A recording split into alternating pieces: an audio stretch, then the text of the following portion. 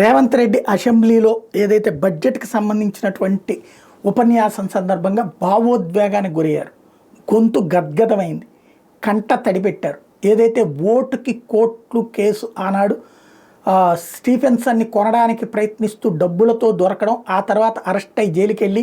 నెలల తరబడి జైల్లో ఉన్నటువంటి సందర్భంలో బయటకు వచ్చాక నేను ముఖ్యమంత్రిని అవుతాను, ఏ రోజుకైనా సరే కేసీఆర్ కుటుంబాన్ని జైల్లో పెడతాను, ప్రతీకారం తీర్చుకుంటాను అని చెప్పినటువంటి అంశాన్ని గుర్తు చేస్తూ, నేను ప్రతీకార రాజకీయాలు చేయట్లేదు, నన్ను నా మీదన హింసించినటువంటి వాళ్ళని నేనేం చేయలేదు, జైల్లో చివరికి బల్లులు తిరిగేటటువంటి బల్ల దగ్గర నన్ను ఉంచారు,